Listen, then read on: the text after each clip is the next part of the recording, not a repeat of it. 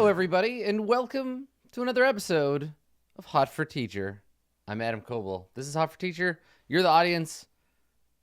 Everything's squared away now. We're all comfortable, right? We know who we are. You're watching me. I'm going to talk. No? You don't know what's going on? All right. Let me explain to you. So, Hot for Teacher is a relationship advice show. Folks write in with their questions, which will appear in this section of the screen. If you're listening to this, if you're not watching the video, I'm gesturing at a part of the screen. Descriptive audio is now a part of Hot for Teacher. It's not. It's really not. So it's a write-in relationship advice show. You write in. I answer your questions. We talk about relationships. We talk about friendship. We talk about sex. We talk about love. And the various vagaries and quandaries of human interaction. If you, my lovely audience, would like to get involved in Hot for Teacher, so you've got a question for teacher, go to www.adam-coble.com. There's a Hot for Teacher link at the top of that URL. Fill out the form there. It will add you to my list of questions, and then I will answer it. Or I'll answer something like it. Now, sometimes we have overlap in the questions. Today, one of the questions is very similar to one we've answered before, but I wanted to talk about it in a slightly different context. So don't worry if your question feels like something like, oh, obviously Adam has already addressed this. We may be able to find some insight. Everybody's situation is unique. That's why we do the show. So today I've got 3 questions, like usual, coming to us from you, my audience. But before we get into it, I wanted to just make an observation, something that I think is really interesting. I will allow you to draw whatever conclusions you like from the observation. But the people that submit, this is great, and it may just be a visibility thing, but the people that submit questions to Hot for Teacher tend to be, across the board, more gender diverse than the folks who submit questions for office hours. Office hours, as a rule, tends to be fairly male-weighted, whereas Hot for Teacher, you'll see today, right? We get questions from folks of all genders. I guess it says some interesting things about the demographics of both the show's audiences and the people that are submitting the questions. Also, keep in mind, though, I suppose that I specifically ask for pronouns for Hot for Teacher, which I'm beginning to think I should probably do for office hours while I'm at it. Just an interesting piece of data that I noticed yesterday. Purely anecdotal. Just a little bit of skim off the top of my brain. So let's get started. Today's first question comes to us from the lovely named Iron Bear. Iron Bear asks, I have never had a romantic relationship before my current partner. We've been together 4 years. It's a long time, Iron Bear. Of which 3 have been monogamous long distance. I love him and believe I am happy, but I have no personal reference points. How do I evaluate my future and commit to my choice of partner with no reference points? We tried having an open relationship where I could experience relationships with other people, but I found this very stressful. And therefore only went on 2 dates in that year. Is there anything else I can try to get an idea of what a good romantic relationship is like? So this is coming to us from Iron Bear.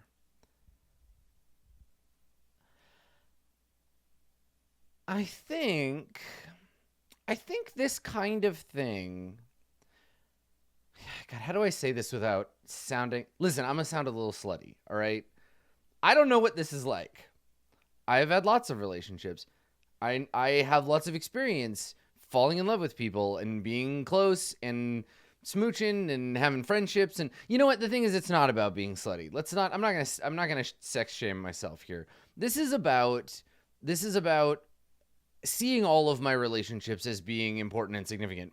The further I move away from monogamy and sort of escalator culture, the more I feel experienced about relationships, because I can see all of my relationships as being significant and important. Also, I'm like a little bit of a slut. Anyway, this can be a really hard place to be, because there's a special and unsettling kind of uncertainty that can kick in when we realize that the feelings we have, even the positive feelings, go unexamined. So, sure, right? It's going to be easy for people to say to you, Iron Bear, well, you're happy, aren't you? Don't look a gift horse in the mouth. But there are a lot of reasons that we might question our happiness, right? We have an urge to know more. We might want to explore, to understand better the world and the relationships that we have in that world. And I want you to know, whatever choices that you make, this goes for Iron Bear and for everybody, I want you to know that whether you're monogamous or non-monogamous, whether you are interested in focusing your romantic attention on one person, or you want to have lots of deep emotional relationships, whatever you end up doing, it's okay to have questions. It's okay to question things. Don't let anybody tell you that you should rely on certainty, because uncertainty is natural. Uncertainty is a human. It's the sibling of curiosity, right? Not being sure is okay. I go every day my whole life not being sure of things, all sorts of things, and I think that it's a good feeling to get comfortable with. I think that an unexamined life is one you're only kind of halfway living, right? And while there is moderation to be had, right, you can go overboard on these things and undermine your own well-being if you're not careful. But I think it's silly to assume that anything, even something wonderful, should just be enough. Don't question your feelings. You should be happy enough. Let it go. I don't think that's true. I think that's a harmful way of looking at your life. Now, what I do want to say, Iron Bear, is that I think it's really cool, however it's been going so far, that you have someone in your life who loves you enough and cares enough about your being happy not to feel threatened by this quest for certainty, right? That's really hard to find. It takes confidence to say to a person you care about, yes, please keep working on learning if you're really happy. Keep trying to find out what happiness in a relationship means to you. I gotta say, Iron Bear, I'm really proud of you and your human here for working on this together. It's really sweet. And I often think that part's the hardest, right? Not being happy, exactly. Being unhappy isn't necessarily just something that is all that difficult, but feeling like you are not being supported in your quest for happiness, right? Not having a handle on stuff, feeling naive, wondering if your happiness might be false. Those are all true things that happen to people, but you have this great advantage of not being alone in this quest, right? Too often, the idea that someone we're with having just like a little bit of doubt about their place in the world or our place in their lives or just general uncertainty at all can really it can fuck us up. It can trigger jealousy. It can trigger fear. It takes a lot to hear, I love you, but I'm not sure I'm happy, and not immediately take that personally, right? To not withdraw or feel upset or hurt. I think a lot of people in relationships would react very negatively to hearing that from someone they're close to. And it's so nice and reassuring. Not just for like the hypothetical situation that Iron Bear here is in, but like for people in general. Like this to me, just the fact that this question exists makes me want to point out, like, hey, look, it's possible. Whatever else is going on, Iron Bear here has someone in his life that is willing to say, it's okay that you're not sure. And then stick with him through that. And that's pretty damn inspiring. So Iron Bear's real question is, what do we do? What do we do with that trust? Right? What do you do with the space you're given when someone wants you to experiment or explore or just like work out your shit? And that's the rub, right? Because sure, it's great to have freedom to learn what needs learning, but how do we know if we're happy? How do we know if we are legitimately questing for happiness, seeking the good in life, or if we're just being self-sabotaging? What the hell even is happiness anyway? How do we know we're happy in a relationship? What makes you feel that way? So, I don't know, let's all take a minute here. Let's take a minute and think about happiness. Let's think about happiness in relationships. All right? Think about your close relationships, right? Just take a second. Think about like one or two people, or three or four or five, depending on how pervasive your friend life is. Think about some of your close relationships, right? Think about your friendships. Think about the relationships you value the most. What makes you feel good about those relationships? How do you know that you're happy?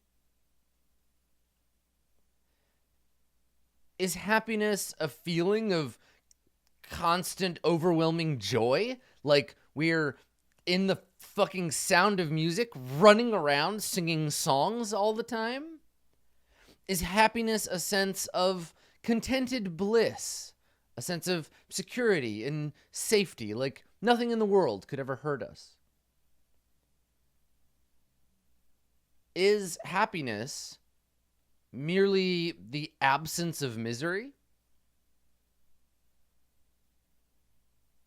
These are deep-seated and powerful questions that go way above and beyond just relationships, but can be affected by the relationships they're in. Strong, reinforcing relationships can help us to feel happy in our day-to-day lives, and negative relationships can scuttle our efforts at happiness, but I don't know that happiness and relationships have to intrinsically be related. I think that a friendship, a romantic partner, someone to make out with, those things are all nice in their own context as we need them in our lives, and it's really nice to be able to share ourselves with others, but I think that relationships are adjacent to true happiness. Like, okay, I'm not a happy person. I will readily say that. I'm not the kind of person that goes around smiling and waving at people and spreading joy and fucking sunshine wherever I go. My psychology comes from a place of acknowledging sort of meaninglessness in the universe, and I have this sort of deep-seated belief that people tend to be pretty self-centered, but when I can be with people that I trust and who through their actions show me that they care that I exist, and when I can share the things that I love with my audience, that's you. You make me happy. Or create something wonderful at the table with my friends, playing role-playing games, those relationships boost and amplify my own feelings of well-being and place in the world and give me context for my existence. That, to me, is a thing that happiness feels like. So maybe, Iron Bear, the first thing to look at are the things that make you happy in your own life with yourself. Not about whether this relationship makes you happy. I hate that phrasing. You make me so happy. Like, I get it. I understand. But what we're really saying is, you encourage my happiness. Your presence in my life makes me feel better about being alive. I don't think people make us happy, really, right? They support the things we do to make ourselves happy, right? Hopefully, maybe. I feel like if somebody is responsible for your happiness, there's other stuff to worry about there. But like I said, maybe Iron Bear, the thing you want to look at here isn't whether this relationship makes you happy or doesn't make you happy, but whether or not it's about supporting and boosting the things in your life that make that life worth living. I am happiest, which is to say most contented, most pleased, most gratified by my relationships that are about building things together, right? Playing games, building narratives, but also building emotional care and support. Showing selflessness is really important to me in relationships. Doing the hard work of just being people together in the world. Those relationships support and boost my sense of well-being in my life. Knowing what you value personally in your life, and then looking at how your relationships affect and boost that can be a big help. And this doesn't just have to be about your relationship with this partner that you're considering a larger commitment to, right? This searching is about you, Iron Bear / audience as stand-in, because I'm talking to you too. This searching is about you and takes into account all the relationships you have. Your friends, your colleagues, the people that make up the other in your life.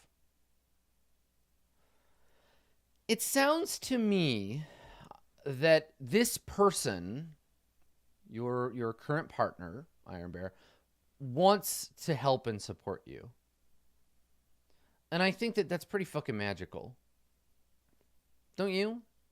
Whatever else is going on, someone who wants to support you feels like it's worth having in your life.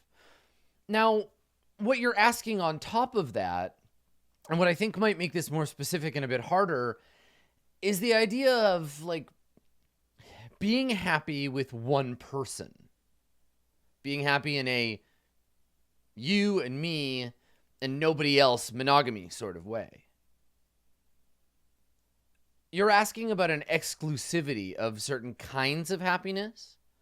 That there are ways that you and this person might agree to engage in support and love and care for one another. To me personally, that kind of thing is really hard because I have found in my life that it tends to put me and other people in situations where they feel pressured to just be this one thing. But I also understand that, like you said, doing whatever form of non-monogamy can have its own stress and difficulty and stuff that can be hard and maybe not fit. No, it doesn't sound to me like this experiment in non-monogamy was really your jam. And that's okay, right? I'm not going to say that what might work for me or what might work for any other person will automatically work. There's no panacea in relationships. But to me, based on what you said, it doesn't sound like non-monogamy is your thing, which is fine. And like, that's okay. I don't think you need to go out and have a bunch of other relationships to find out if you like this person enough to commit to them in the way that monogamy assumes that. I think here's something you can do. There's a degree of uncertainty that you're never, ever going to fully be able to shake. This is sort of how relationships work. It's how the brain works. It's how people are. It's how monogamy tends to work. There's an idea that gets instilled in the back of our brain that we always want what's best. We want what's better and best for ourselves, right? We may love our cat, but when our cat is being a jerk, we might think, I wonder what it would be like to have a dog. Maybe a dog would have been a better choice. We can be playing our Xbox and think, you know, I probably could have bought a PlayStation. I could sell my Xbox and buy a PlayStation. We might be playing Pathfinder and think, maybe 5th edition is a better fit for me. But I've sunk so much time and energy into Pathfinder. But I think I love it. But maybe I could love 5th edition Dungeons & Dragons more. This is a thing that is built into our mind. There's a lot of sort of socio-political, economic things that happen to us that end up in putting us in those situations. And in relationships, there might be a feeling that there might be someone else that is more the one than the one we have now. This is why the idea of true love is such fucked up horse shit. Because if you spend your whole life looking for your true love, you're going to die miserable and alone. I don't know that there's anything that I can say to you or anything that you can do that will banish doubt forever. But I want to help you reframe this question, and maybe that can help. Relationships don't inherently make or break happiness. They support us in our search for happiness, if they're good relationships, and they can help us feel like we're on the right track. And I think that's important. This question is about you, Iron Bear, and what your relationship does to support or undermine your happiness. Once you know what makes you happy, what you value, and how relationships can help you get to that place, you're going to know if this relationship is working for you. It's helping to achieve the goals that you've set for your own well-being. We're all responsible in the end for our own happiness. And having strong allies are what can make the difference getting to that place. As far as whether this one specific person is going to be the right one for you to help in that quest forever, I don't know. And you may never know either. This is why people like to say, when you're in love, you just know. They like to pretend that it's magic. But it isn't. You make choices about the people that you're with because they make it easier for you to be happy. But you're never going to know for sure. And that's okay. Uncertainty is a part of life. Nobody is. I guarantee, Iron Bear, that your partner isn't certain either. And the thing is that people change. Circumstances shift and alter. So what matters most is now. And building communication and knowing that you can trust this person to be with you as you and he change. And the way you love each other, ebb and flow the way lives do. I think it's more important that you know that this person has your back and that you have his. And that even if things change, more than the fact that this person will make you happy forever, that they care about your well-being. And I think that's the important thing to take away here, right? There isn't one way to have a relationship with someone, right? Have the relationship you have now, care about this person as a person, not about whether or not they make you happy. Let them care about you too, and then work together to move through your lives. You may not be romantically together. You may not be long distance forever. You may not be monogamous forever. You may not even be friends forever. But the future is uncertain, right? The distant future is a dark and foggy place. So hang on to what you have now. Care about that. You're never going to get certainty, but contentedness and happiness in the moment, I think, is maybe more important. Good luck, Iron Bear. It sounds to me like you got something real special, so good. Enjoy it. Don't let doubt take it apart. So, as Linnea comes to us with a question about talking to normies. I'm just kidding. I don't look down on. Let me get to the question. So, as Linnea says, how do you go through the conversation about non-monogamous and ahierarchical relationships with people who are passively normative? Passively normative, meaning people who have not making the choice to be part of the standard relationship model that culture gives us. How do we have conversations with these people about a different way of doing things? Now, what I like about Asline's question is they didn't specify why. This wasn't a, how do I convince people to touch my butt in a way I like to have my butt touched? It is, how do I talk about these things at all with people who may not be familiar? How do I do that? So, we've talked a little bit before about this topic in a specifically sort of like, how do I propose a non-monogamous relationship, anarchy style relationship to a person that I'm interested in? How do I do that? We've talked about that a little bit before. I think we covered it in like episode 6 or 7. So you could pop back if that's what you want. If you want to know how to like get into that kind of relationship with someone, pop back and check that out. But I think this question is about less the like, let's do this together, and more just kind of like, how do we talk about these things at all? Now, this might for you be about expressing your truth to people, right? This may be about just being open and able to discuss how you have relationships. The queer analogy here is this might be about coming out, right? This might be like, how do I talk to my coworkers and my friends, and how do I let people know that this is the way that I have relationships, right? It might be an act of intimacy, right? This might be about helping people understand you better, right? You might want to be able to relate to them by helping them know how you relate to other people.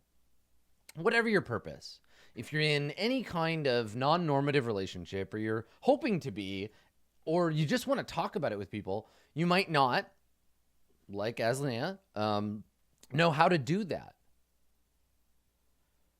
So, as you might imagine, having conversations about non-monogamy, counter-hierarchical structure, relationship anarchy, whatever you want to call it, it's a daunting task.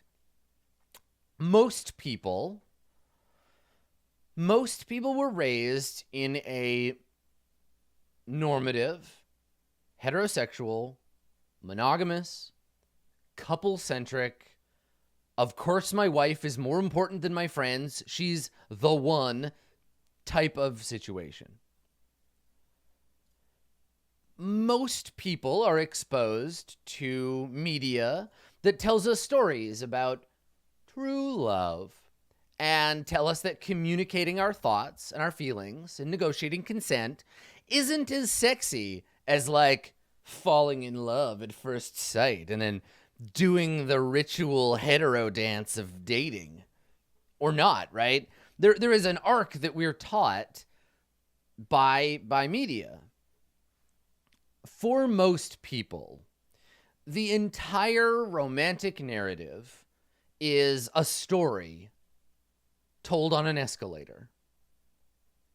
Boy meets girl, because straight people. Boy dates girl. Boy and girl fall in love. If it's a movie, probably there's some kind of like trouble in there where they have to get over it. Hero's journey shit, but with boning. Fall in love. They get married. They buy a house. They fill the house with larvae. They probably get a divorce. They meet somebody, date, fall in love, get married. Maybe there's more larvae. Repeat ad nauseum until you die. Divorce and repeat optional. So,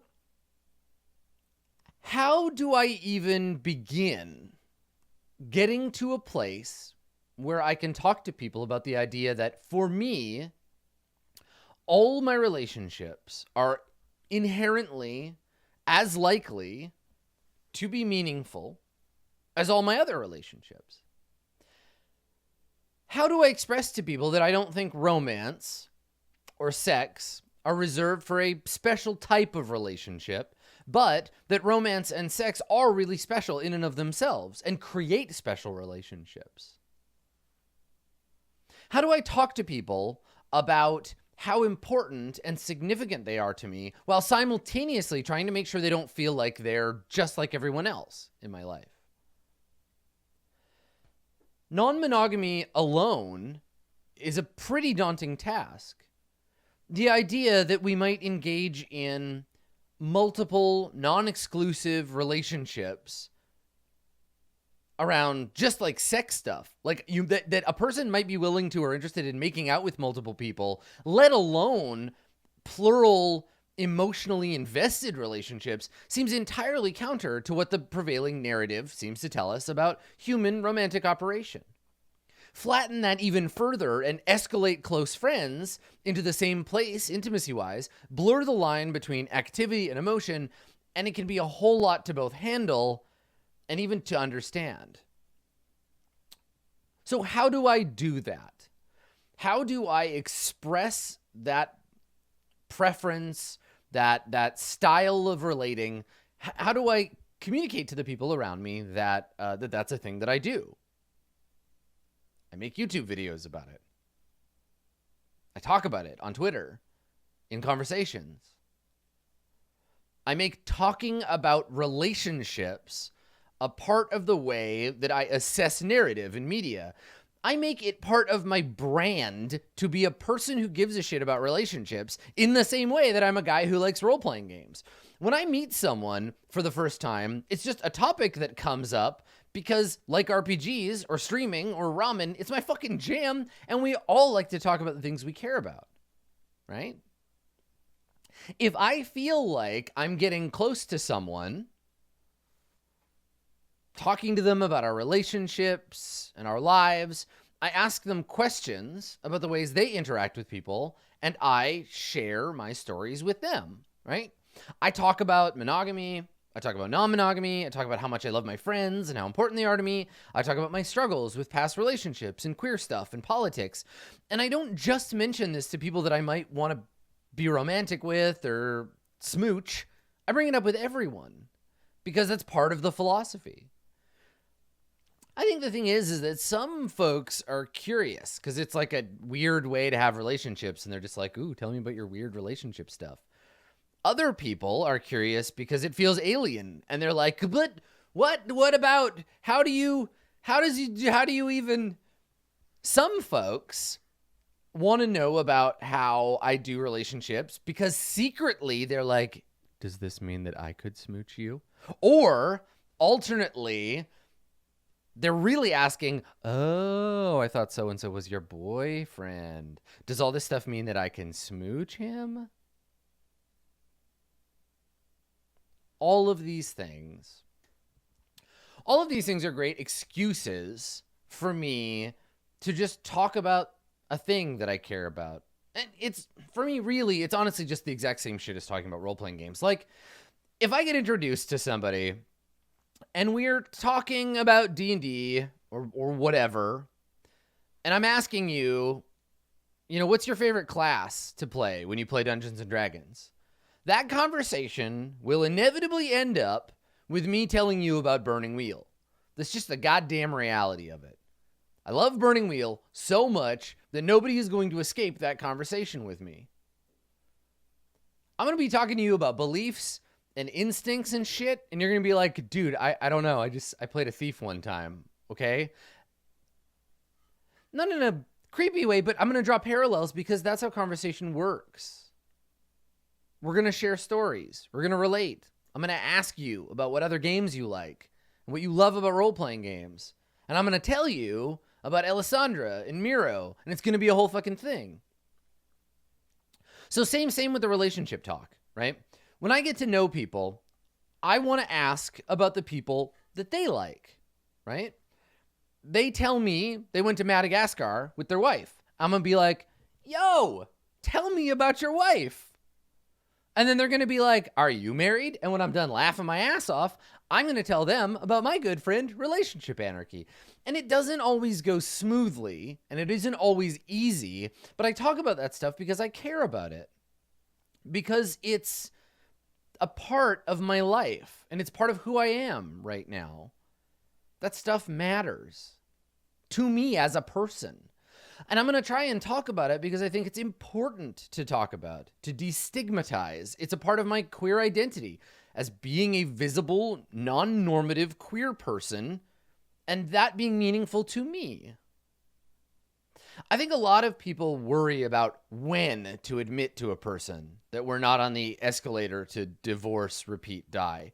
For me, this stuff happens before we're even friends. This stuff happens before, like, these are the conversations that I have at parties, at conventions. These are the conversations that I have with strangers. These are the conversations that I have with the internet. Because this stuff matters to me as part of who I am. It's how I express myself, right?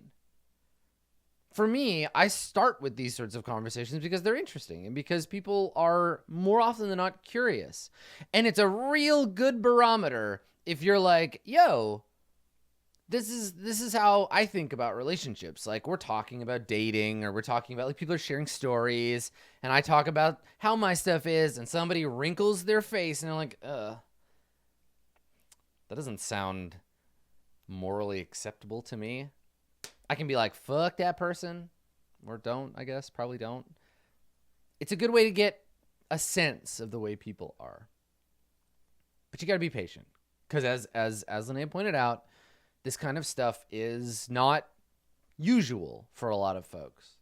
And people have weird reactions to the way that they feel about unusual things. You know, it may not make sense to people. It may not be everybody's jam. But it matters so much to me that if you and me are going to have a talk about our relationships, this stuff's going to come up real early. You better believe that early on in my relationship with everybody I know, talking about relationships is going to come up. That and probably burning wheel.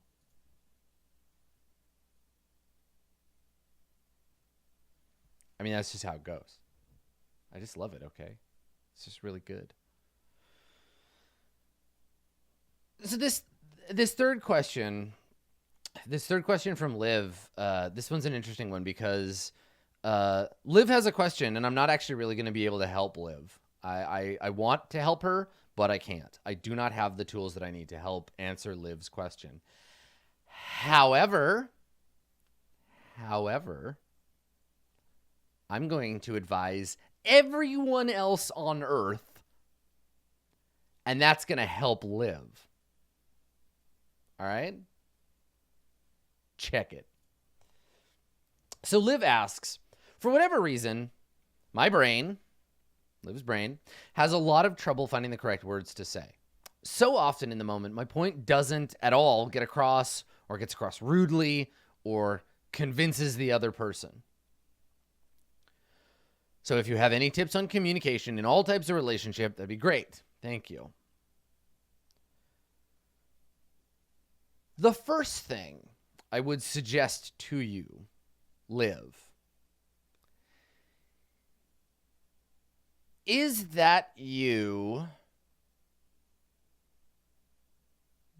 do what you can to dispel the idea that there is one right way and one wrong way to communicate. Or even more specifically, that there is only one right way to say a thing. Right? There are a lot of different ways to communicate. And while we might struggle with one or another, there's almost always another way to get at the thing that we're trying to communicate. I often try when I'm talking with people, even about emotionally charged or significant things, I try to give them space to fuck it up.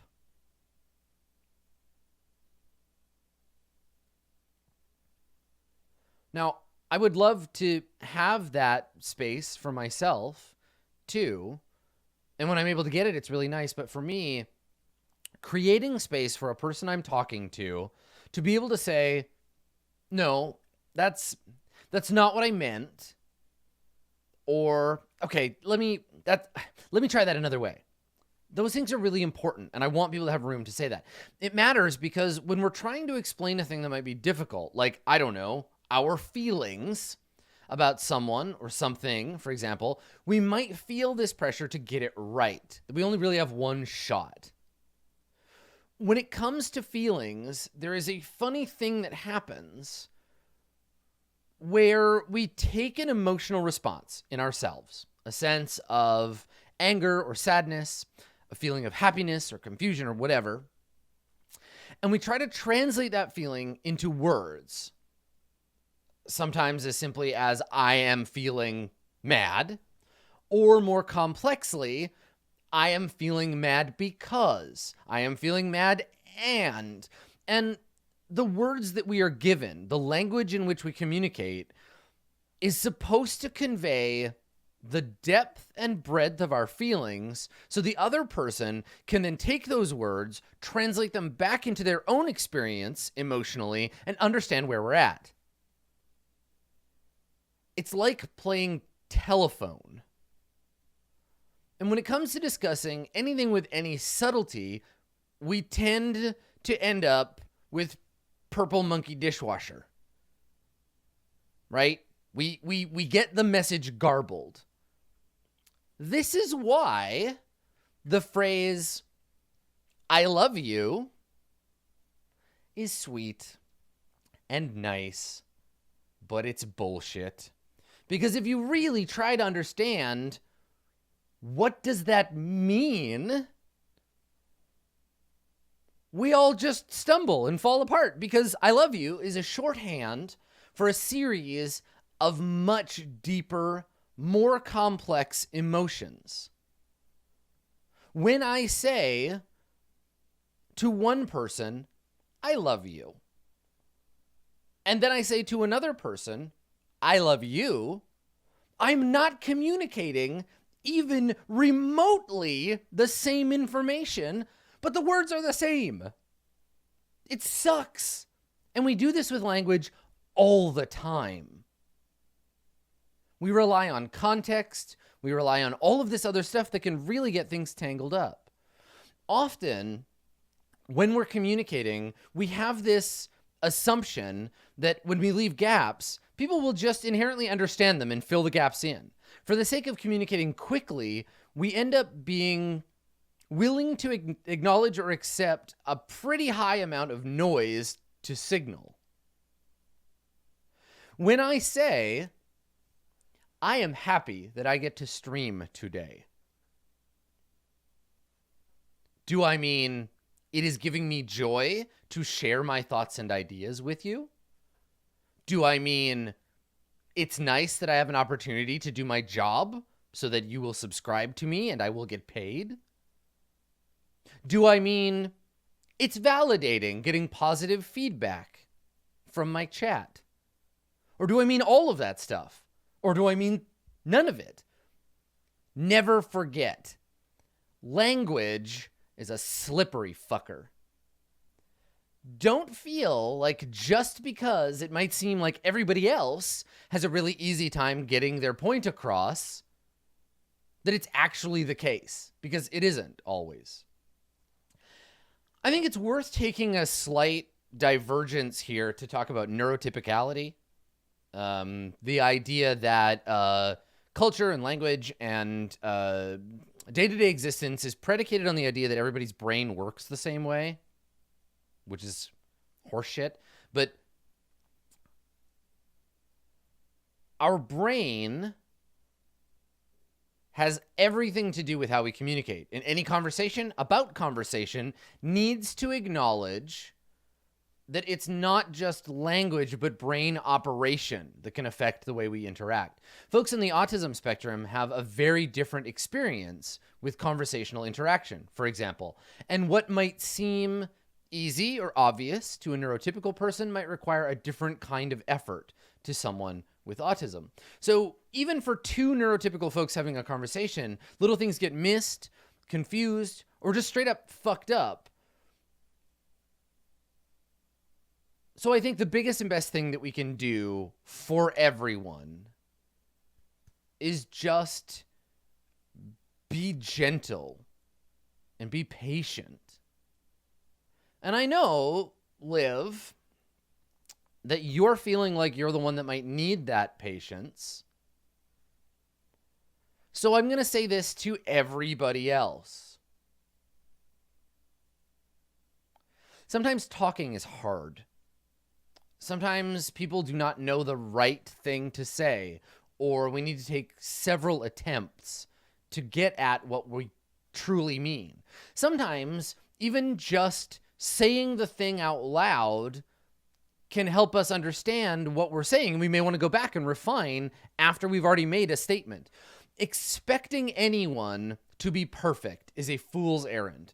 So what we can do instead is try to foster a better space with inquisitiveness. So here's the thing that I really like to do. It's a thing that I think that most communications folks are going to suggest that you try. I'm going to suggest that today, just once in conversation, if you have a conversation with a person, try to do this today. This thing is called active listening. Secret tip. Active listening will make you a better role-playing game player. So if you're here for like the secret nerd stuff, pay some attention to this bit. So active listening is the practice of moving your brain from listening while a person is speaking and waiting for your turn to talk, moving from there to intentionally hearing what someone is saying and understanding it. Now, I know you probably think you default to that. Adam, you're saying, I do listen. And like, yeah, probably you do to some degree. But active listening is a focused way to build trust, to create intimacy in conversation, and to empathize with the people around you. It's very helpful. It's a useful tool. You don't need it all the time, right? You don't need to like aggressively, actively listen as someone is reading you a grocery list. But like if someone is trying to communicate something meaningful to you, then these are things you can do to help them. So when you're talking to someone who's trying to express something to you, say their feelings of frustration at a coworker or their plan to ambush a goblin camp, give them room to talk, right?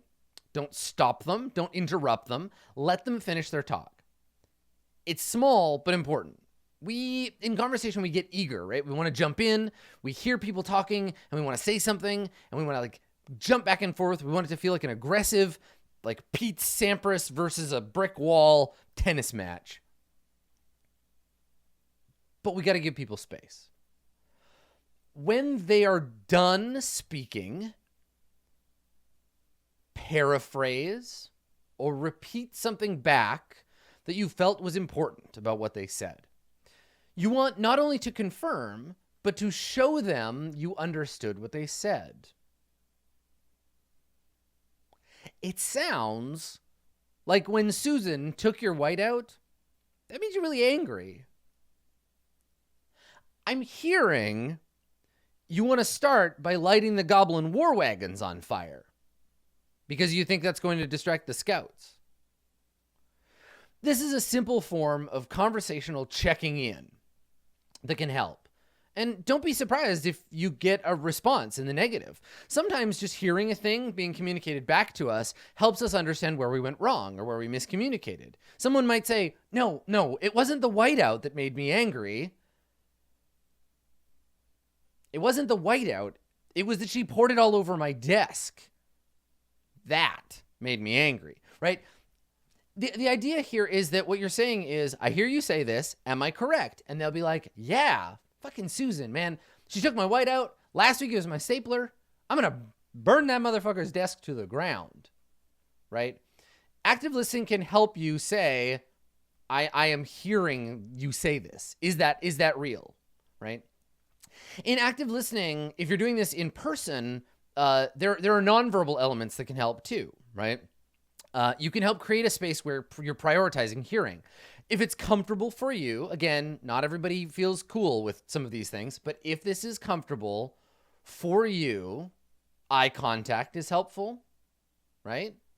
Nodding when people speak, turning your body towards the speaker. It helps build that rapport.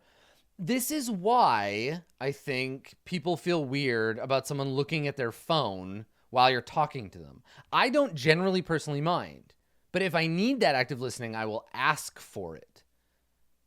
Body language signals attentiveness sometimes.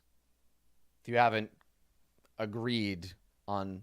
Anyway, personally, okay, here's one. If you've ever had like a conversation, a meaningful conversation with me, if we've ever interacted one-on-one and I've listened to you speak, you're going to nod and roll your eyes at this because you know this.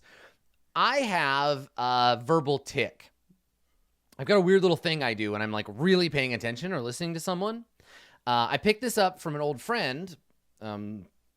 She used to say, "That's real," when someone would make an observation or express their emotions. And it always felt really nice to me when I was talking to her. about things, and she would say that. So now I just kind of do that without thinking. That's my acknowledgement thing. So like if someone says to me like, oh, I fucking hate my boss, I'm like, yeah, that's real. I hear that. Like you do. I know that about you. I'm hearing you say that. That's real. It's just a thing. It's a thing that I've started to do in active listening. It's a way for me to show that I care about what you're saying and I'm acknowledging you. Like, yes, all that anger you're feeling about Susan, that's real. Susan sounds awful. I can personally get really excited about my own contribution to conversations.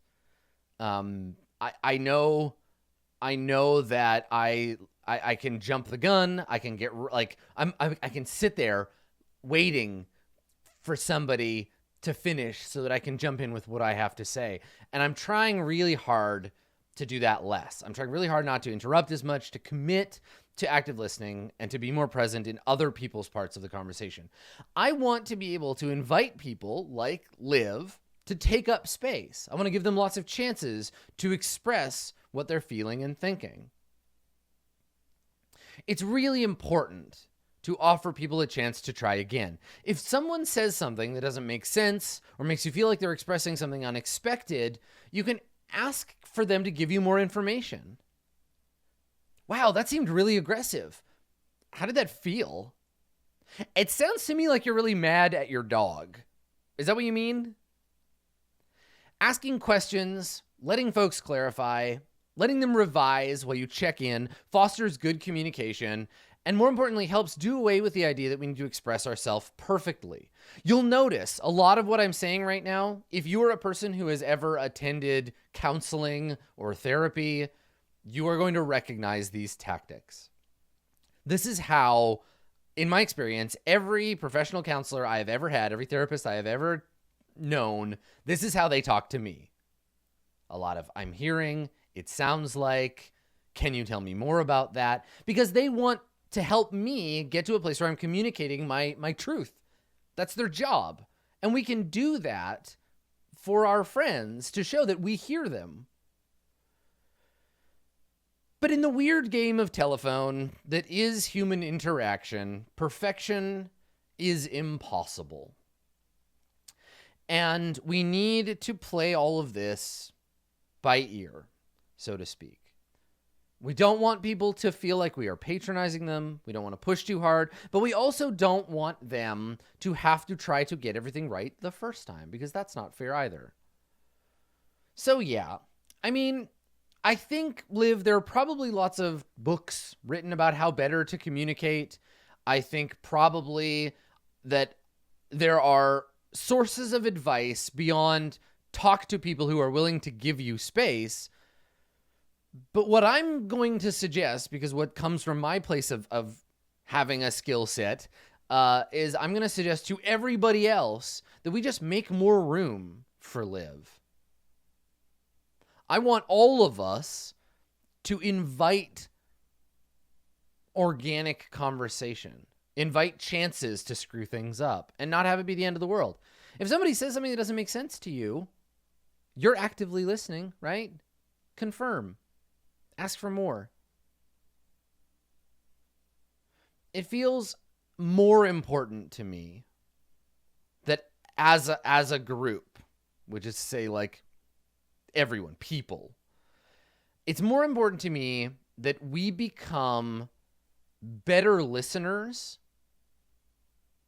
than that we become better speakers. So what I'd like to suggest is that we all make an effort to make the Livs of the world more comfortable at trying. Let's do that, shall we? This has been episode number 14 of Hot for Teacher. Thanks for coming, everybody. It feels a little bit weird talking about active listening in a, like, I'm telling you things way and not really being able to get your feedback at all. Broadcasting is a strange thing because I know I'm talking to you. I know you're hearing me, but I don't see your face. I don't see you nodding. You can't really directly ask me questions. But what you can do if you have questions for me, is you can go to my website, www.adam-coble.com. Click on that Hot for Teacher link, fill in the form, and let me know what's on your mind. You can also contact me. There's a contact page there if you just want to be like, hey, Adam, I had a question about something. Not a Hot for Teacher question, just a question. I try to answer those emails. Sometimes it takes a while, but I'm here.